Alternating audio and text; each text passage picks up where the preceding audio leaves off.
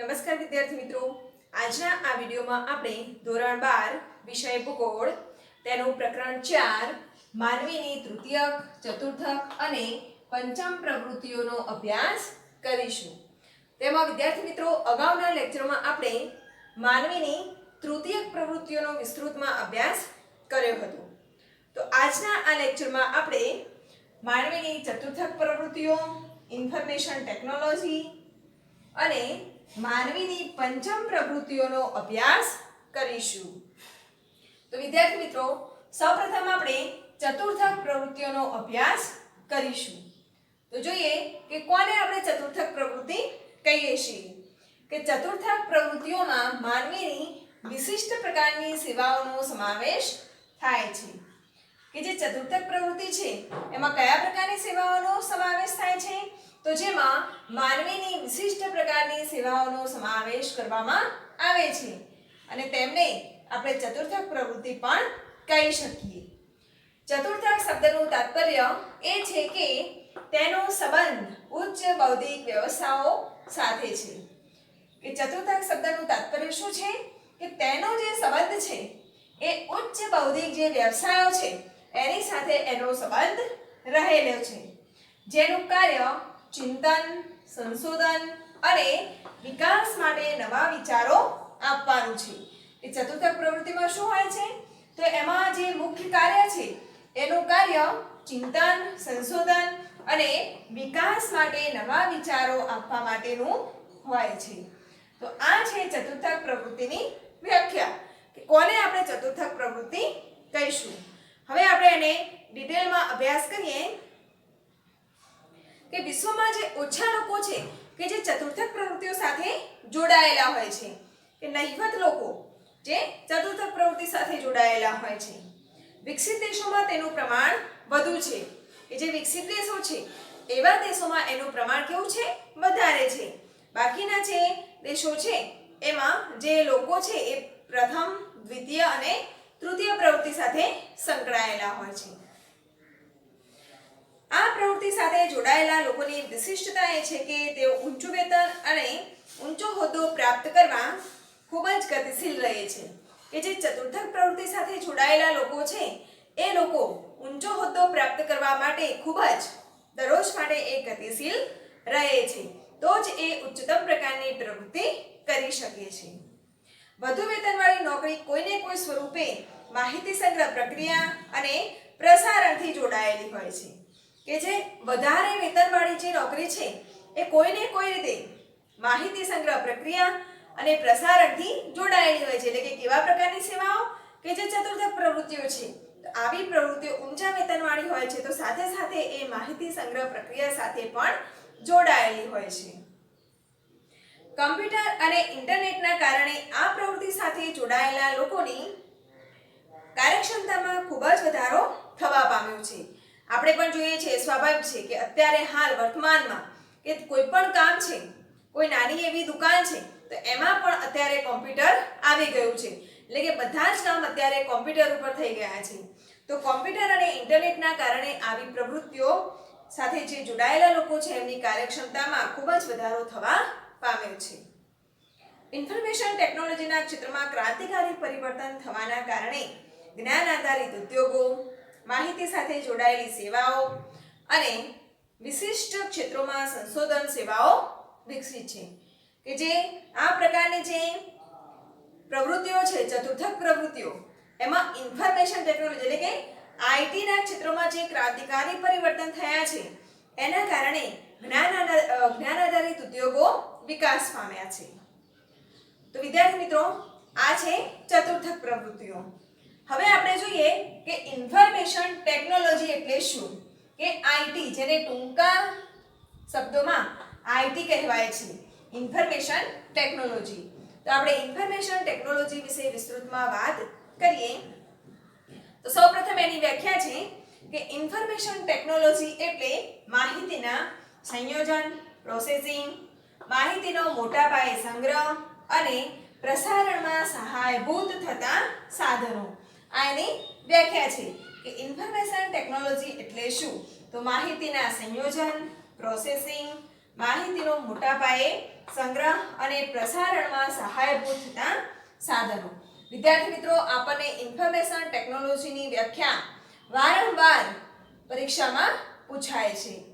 તો અહીંયા જે ઇન્ફોર્મેશન ટેકનોલોજીની વ્યાખ્યા છે એ આપણા માટે આઈએમપી પ્રશ્ન છે. તેનો ઝડપી વિકાસ દૂરસંચાર ઉપગ્રહોને આભારી છે. કે જે ઇન્ફોર્મેશન ટેકનોલોજી છે એનો જે ઝડપી વિકાસ છે કોને આભારી છે? ઉપગ્રહોને આભારી છે. તે ઘણા પ્રકારની તકનીકીનું સંયુક્ત સ્વરૂપ છે. તકનીકી એટલે ટેકનોલોજી, કે એમાં ઘણા પ્રકારની ટેકનોલોજીનું સંયુક્ત સ્વરૂપ રહેલું છે. તેમાં હવે એમાં કોનો સમાવેશ થાય છે?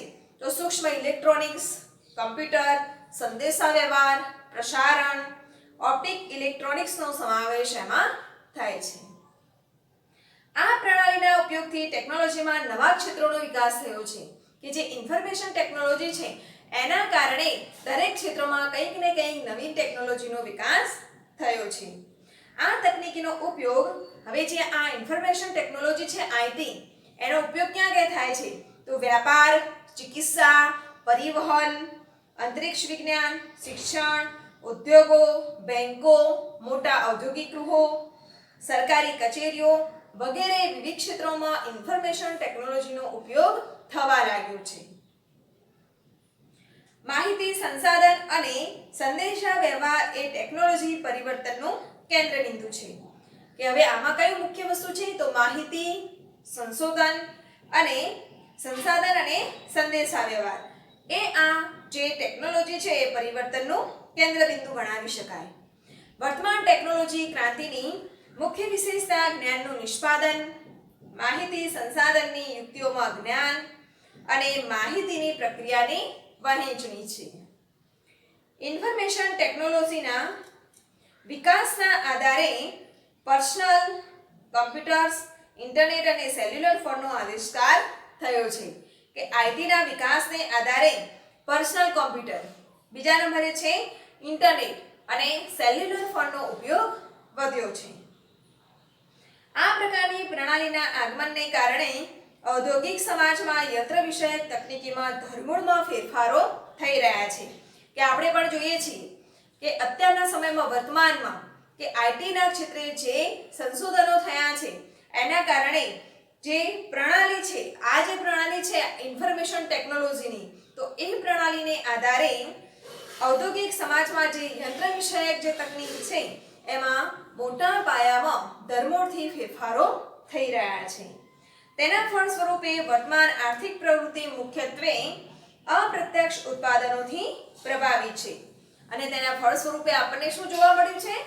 તો વર્તમાન આર્થિક પ્રવૃત્તિ મુખ્યત્વે અપ્રત્યક્ષ સ્વરૂપમાં આપણને એ ઉત્પાદનોથી પ્રભાવિત થાય છે. તેની ઉત્પાદન પ્રક્રિયામાં આપણને શું મળે છે? તો જ્ઞાન, માહિતી અને પ્રત્યાયન એ સૌથી વધુ અગત્યના છે. વિજ્ઞાન અને ટેકનોલોજી પર આધારિત ઔદ્યોગિક સંકુલોમાં નોંધપાત્ર વૃદ્ધિ થઈ છે. હવે આપણે જોઈએ છીએ કે જે વિજ્ઞાન અને ટેકનોલોજી પર આધારિત જે સંકુલો છે, જે ઔદ્યોગિક સંકુલો છે, એમાં મોટા પ્રમાણમાં વૃદ્ધિ થઈ રહી છે. ઇન્ફોર્મેશન ટેકનોલોજી સંદર્ભે ઘણા વિકસિત ઉદ્યોગ ગૃહોનું એક સંકુલ એટલે સિલિકોન વેલી. હવે આ જે પ્રશ્ન છે એ પણ ખૂબ જ આઈએમપી પ્રશ્ન છે વિદ્યાર્થી મિત્રો. આપણને વારંવાર પરીક્ષામાં પૂછાતો પ્રશ્ન છે કે સિલિકોન વેલી એટલે શું? તો અહીંયા બોર્ડમાં પણ મેં લખ્યું છે. એક તો સિલિકોન વેલીની વ્યાખ્યા, બીજા નંબરે છે વિજ્ઞાન અને ટેકનોલોજી પાર્ક કોને કહેવામાં આવે છે. તો જોઈએ કે સિલિકોન વેલી એટલે શું? તો ઇન્ફોર્મેશન ટેકનોલોજીના સંદર્ભે ઘણા વિકસિત ઉદ્યોગ ગૃહોનું એક સંકુલ એટલે સિલિકોન વેલી. તો આ છે સિલિકોન વેલીની વ્યાખ્યા. બીજા નંબરે છે મેસેચ્યુસેટ્સના બોસ્ટન અને કેલિફોર્નિયામાં સિલિકોન વેલી પ્રકારના ઔદ્યોગિક સંકુલો કાર્યરત છે. તેને શું કહેવાય છે? વિજ્ઞાન અને ટેકનોલોજી પાર્ક પણ કહેવામાં આવે છે. આ પ્રશ્ન પણ આપણને 2 ગુણમાં ઘણી વખતે પૂછાયેલો છે અને વારંવાર પૂછાય પણ છે. તો મેસેચ્યુસેટ્સના બોસ્ટન અને કેલિફોર્નિયામાં સિલિકોન વેલીના આ પ્રકારના ઔદ્યોગિક સંકુલો કાર્યરત છે તેને શું કહેવામાં આવે છે? વિજ્ઞાન અને ટેકનોલોજી પાર્ક પણ કહેવામાં આવે છે. હવે જોઈએ કે આ પ્રકારના જે સંકુલો છે એ કઈ જગ્યાએ કાર્યરત છે. તો ભારતમાં બેંગલુરુ, ગાંધીનગર, હૈદરાબાદ, પુણે વગેરે શહેરોમાં આઈટી ક્ષેત્રના સંકુલો કાર્યરત છે. આ પણ પ્રશ્ન એક ટૂંકા પ્રશ્નમાં પૂછાયો પ્રશ્ન છે. આઈટીના ઉપયોગથી જીનેટિકલ એન્જિનિયરિંગના નવા ક્ષેત્રનો વિકાસ થયો છે. હવે જે આ આઈટી છે, આઈટી એટલે ઇન્ફોર્મેશન ટેકનોલોજી, તો ઇન્ફોર્મેશન ટેકનોલોજીના ઉપયોગથી જે જીનેટિક એન્જિનિયરિંગના જે નવા ક્ષેત્રો છે એનો પણ વિકાસ બહોળા પ્રમાણમાં થઈ રહ્યો છે. બેંકો, વીમા કંપનીઓ, સંરક્ષણ ક્ષેત્રે કામ કરતી કંપનીઓ વધુમાં વધુ માહિતી પ્રદાન આર્થિક પ્રવૃત્તિઓ કરે છે. એ કોઈ પણ કંપનીઓ છે, જે બેંકો છે, વીમા કંપનીઓ છે, તો એ પણ આ આઈટીના ક્ષેત્રને લઈ અને વધુને વધુ માહિતી પ્રદાન આર્થિક પ્રવૃત્તિઓ કરે છે. આ માધ્યમથી આંતરરાષ્ટ્રીય આર્થિક વ્યવસ્થાઓ ખૂબ જ સરળ બની ગઈ છે અને જે આ આઈટીનું ક્ષેત્ર છે એના કારણે આંતરરાષ્ટ્રીય જે આર્થિક વ્યવસ્થાઓ છે એ ખૂબ જ સરળ બનવા લાગી છે. ઇન્ટરનેટના આંતરરાષ્ટ્રીય વ્યવહારનું ઉદ્ગમ કેન્દ્ર યુએસએ છે. કે જે ઇન્ટરનેટનું આંતરરાષ્ટ્રીય વ્યવહારનું ઉદ્ગમ સ્થળ કયું છે? યુએસએ. એશિયા, આફ્રિકા અને દક્ષિણ અમેરિકાના ઘણા લોકો તેનો ઉપયોગ કરતા થયા છે.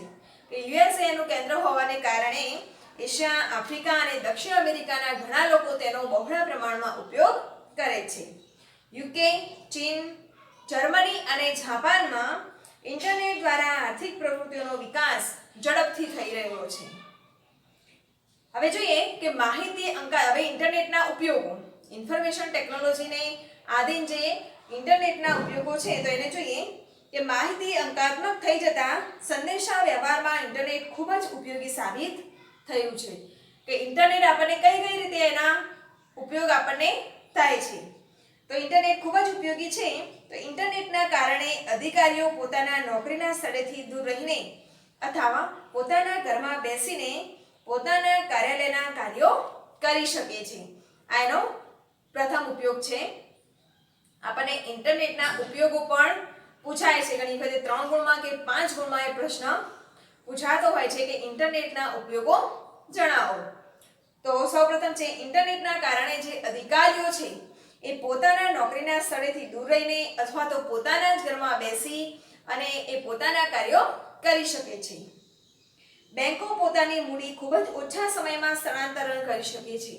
બેંકો પણ પોતાની જે મૂડી છે એ ખૂબ જ ઓછા સમયમાં એક જગ્યાએથી બીજી જગ્યાએ સ્થળાંતરણ કરી શકે છે. પાસપોર્ટ, સરકારી વેરાઓની નોંધ, ટેલિફોન સેવાઓ, ગુનાઓ અંગેની માહિતી, ચિકિત્સાના રિપોર્ટમાં ઇન્ટરનેટનો ઉપયોગ થવાથી માહિતીનું પ્રસારણ ઝડપી બની ગયું છે. કે બીજા કયા ક્ષેત્રોમાં ઇન્ટરનેટનો ઉપયોગ થાય છે? તો પાસપોર્ટમાં, સરકારી વેરાઓની નોંધ કરવામાં, ટેલિફોન સેવાઓમાં, ગુનાઓ અંગેની માહિતી મેળવવામાં અને ચિકિત્સાઓના રિપોર્ટમાં પણ ઇન્ટરનેટનો ઉપયોગ થવા લાગ્યો છે. વિશિષ્ટ જ્ઞાન પર આધારિત ઉદ્યોગોનો વિકાસ થયો છે. વિવિધ પ્રકારના ક્ષેત્રો માટે સોફ્ટવેરનું નિર્માણ થતા આજકાલ આપણે જોઈએ અલગ અલગ પ્રકારના ઘણા બધા સોફ્ટવેર નિર્માણ પામ્યા છે. તો સોફ્ટવેરનું નિર્માણ વધતા ઇલેક્ટ્રોનિક્સ માધ્યમોને લગતી સંશોધન પ્રવૃત્તિઓ પણ વધવા લાગી છે. માહિતી ઉત્પાદકો અને પ્રસારણ સાથે સંકળાયેલા માનવ સંસાધન માટે શિક્ષણ અને પ્રશિક્ષણની વિશેષ સુવિધાઓ પ્રસ્તાવિત થઈ છે. કે ઇન્ફોર્મેશન ટેકનોલોજીને આધારે શિક્ષણ અને પ્રશિક્ષણની પણ સુવિધાઓ મોટા પ્રમાણમાં ઉપલબ્ધ થવા લાગી છે. દૈનિક જીવનમાં ઇલેક્ટ્રોનિક સાધનોનો બહોળો ઉપયોગ થવા લાગ્યો છે. કે આપણા જે રોજબરોજના જીવનમાં પણ ઇન્ટરનેટનો ખૂબ જ ઉપયોગ થવા લાગ્યો છે. ચતુર્થક પ્રવૃત્તિઓના કારણે વિકસિત દેશોની જે આર્થિક વ્યવસ્થા વધુ વ્યાપક બની છે. કે આપણે જોઈએ કે ચતુર્થક પ્રવૃત્તિ કેવા પ્રકારની પ્રવૃત્તિ છે? તો વિશિષ્ટ પ્રવૃત્તિ છે. તો એ વિશિષ્ટ પ્રવૃત્તિને કારણે જે વિકસિત દેશો છે એમની આર્થિક વ્યવસ્થા પણ વધુને વધુ વ્યાપક બનવા લાગી છે. સેવાના ક્ષેત્રોમાં પણ રોજગારીની તકોમાં વૃદ્ધિ થતા મહિલાઓ પણ આ પ્રકારની પ્રવૃત્તિઓ મોટી સંખ્યામાં જોડાઈ રહી છે કે સેવાના ક્ષેત્રોમાં પણ રોજગારી વધી રહી છે. તો રોજગારીના ક્ષેત્રોમાં અને રોજગારીની તકોમાં વૃદ્ધિ થતા મહિલાઓ પણ આ પ્રકારની પ્રવૃત્તિઓમાં મોટી સંખ્યામાં જોડાઈ રહી છે.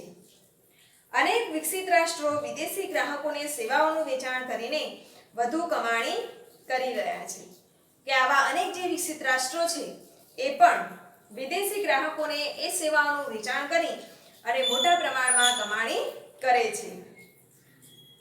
આંતરરાષ્ટ્રીય વ્યાપારમાં તેનો ફાળો લગભગ કેટલા ટકા છે? 20% છે. વિશ્વના શહેરો વધુ વિકસિત રહ્યા છે કે આપણે જોઈએ આજકાલ કે જે વિશ્વના અન્ય મોટા શહેરો છે એ વધુને વધુ વિકસી રહ્યા છે. લંડન, ન્યુયોર્ક અને ટોક્યો આ પ્રકારના મહાનગરો છે કે જે મહાનગરો છે એ કયા છે? તો લંડન, ન્યુયોર્ક અને ટોક્યો. આ સિવાય Paris, Toronto, Los Angeles, Osaka, Mumbai, Hong Kong, Singapore વગેરે શહેરો આંતરરાષ્ટ્રીય અર્થવ્યવસ્થામાં મહત્વના સ્થાને છે. કે આંતરરાષ્ટ્રીય જે અર્થવ્યવસ્થા છે એમાં મહત્વના જે શહેરો છે, જે દેશો છે એના નામ આપ્યા છે અહીં આપણને Paris, Toronto, Los Angeles, Osaka, Mumbai, Hong Kong, Singapore વગેરે જેવા.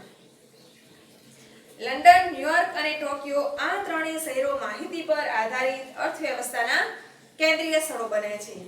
તો વિદ્યાર્થી મિત્રો, આ પણ જે પ્રશ્ન છે એ વિકલ્પમાં અને ઘણી વખતે ટૂંકા પ્રશ્નોમાં પણ પરીક્ષામાં પૂછાય છે કે જે માહિતી પર આધારિત અર્થવ્યવસ્થાના કેન્દ્રીય સ્થળો કયા કયા છે, અથવા તો વિકલ્પમાં પણ પૂછાઈ શકે છે. તો લંડન, ન્યુયોર્ક અને ટોક્યો આ ત્રણેય શહેરો માહિતી પર આધારિત અર્થવ્યવસ્થાના કેન્દ્રીય સ્થળો બન્યા છે. તો માહિતી પર આધારિત અર્થવ્યવસ્થાના કેન્દ્રીય સ્થળો કયા કયા છે? લંડન, ન્યુયોર્ક અને ટોક્યો. આધુનિક સંદેશાવ્યવહાર અને પરિવહન ક્ષેત્રના કારણે ચતુર્થક પ્રવૃત્તિઓનો વિસ્તાર સમગ્ર વિશ્વમાં ફેલાયો છે. કે આધુનિક જે સંદેશાવ્યવહાર છે અને પરિવહનનું જે ક્ષેત્ર વિસ્તૃત છે એના કારણે આવી ચતુર્થક પ્રવૃત્તિઓનો મોટા પ્રમાણમાં વિસ્તૃત થઈ છે. નાણાંને લગતી સેવાઓ, વીમો, માહિતી જોડાણ, માહિતી સંગ્રહ, માહિતી સેવાઓની વ્યવસ્થા, સંશોધન, વૈજ્ઞાનિકો દ્વારા નવી વસ્તુઓનું નિર્માણ, જૂની પ્રણાલીમાં પરિવર્તન વગેરે ચતુર્થક પ્રકારની સેવાઓ છે. કે અંતે આપણને જે ચતુર્થક પ્રકારની સેવાઓ છે એના ઉદાહરણ આપ્યા છે. તો જોઈએ કે નાણાંને લગતી જે સેવાઓ છે એ સેવાઓ, વીમાને લગતી સેવાઓ, માહિતી જોડાણ, માહિતી સંગ્રહ, માહિતી સેવાઓની વ્યવસ્થા, સંશોધન, વૈજ્ઞાનિકો દ્વારા નવી વસ્તુઓનું નિર્માણ, જૂની પ્રણાલીઓમાં પરિવર્તન વગેરે કેવા પ્રકારની સેવાઓ છે? ચતુર્થક પ્રકારની સેવાઓ ગણી શકાય. આપણો છેલ્લો મુદ્દો છે માનવીની પંચમ પ્રવૃત્તિઓ. આ હતી ચતુર્થક પ્રવૃત્તિઓ. તો હવે આપણે પંચમ પ્રવૃત્તિઓનો વિસ્તૃતમાં અભ્યાસ કરીએ કે પંચમ પ્રવૃત્તિઓ આપણે કોને કહીશું? તો જેમાં ઉચ્ચતમ સ્તરના નિર્ણાયકો તથા નીતિ નિર્ધારકોનો પંચમ પ્રવૃત્તિઓમાં સમાવેશ થાય છે.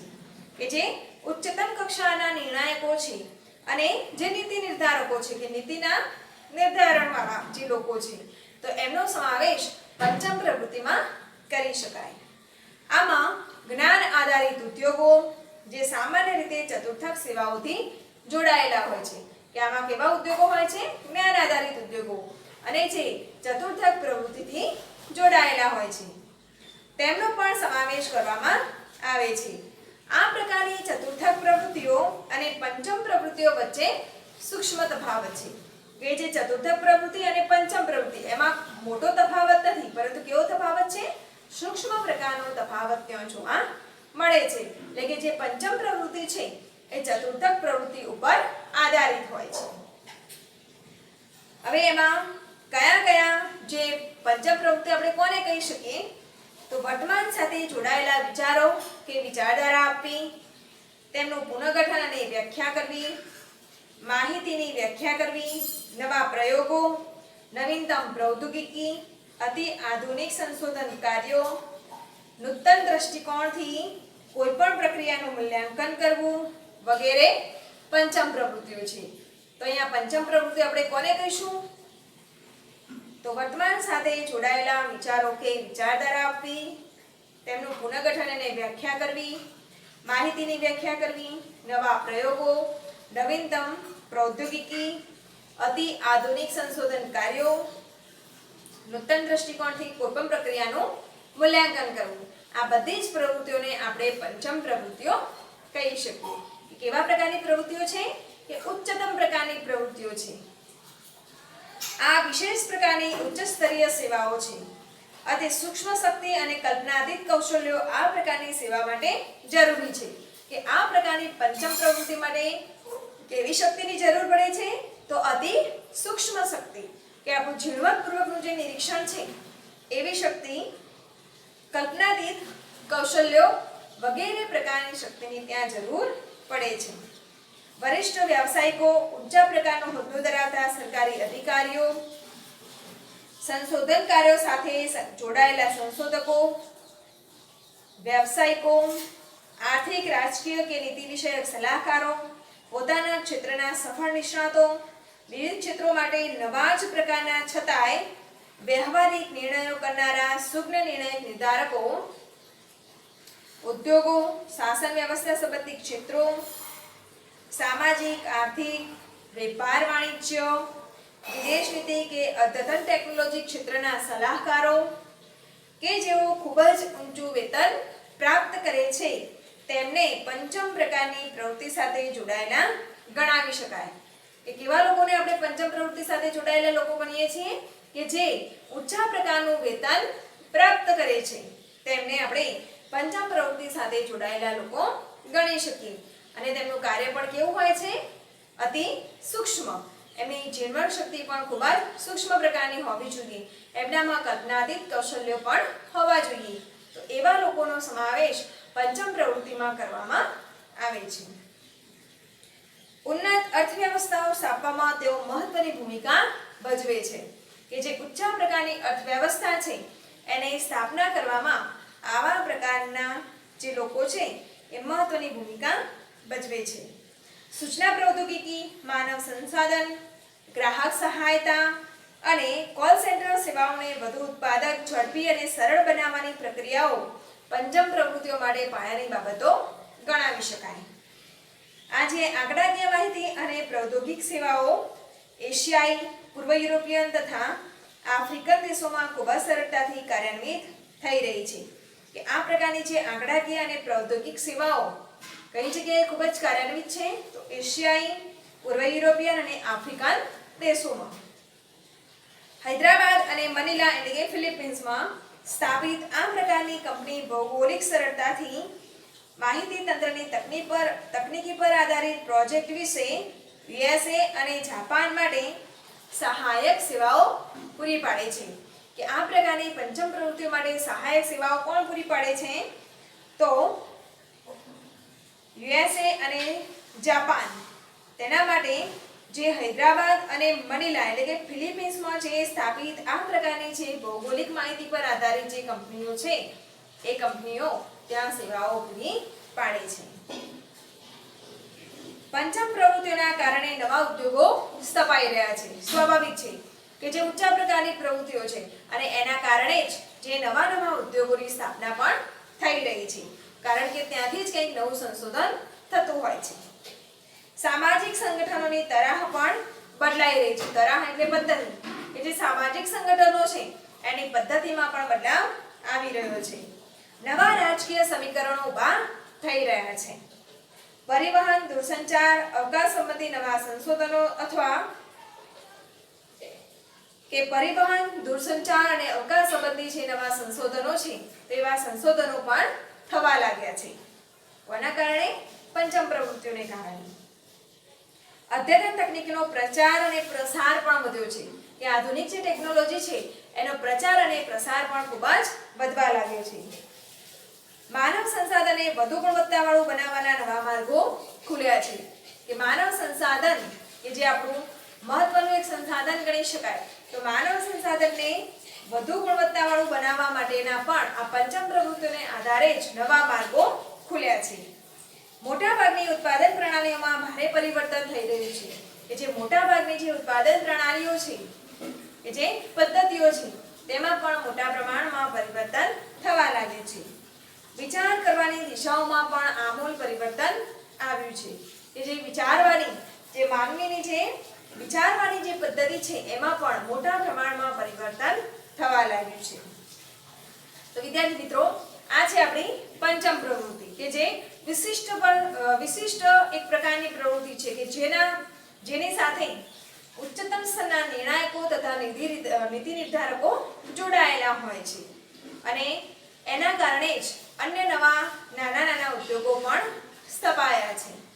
તો વિદ્યાર્થી મિત્રો, આજે આપણો પ્રકરણ 4 જે માનવીની તૃતીયક, ચતુર્થક અને પંચમ પ્રવૃત્તિઓ એ પ્રકરણ અહીંયા પૂર્ણ થાય છે.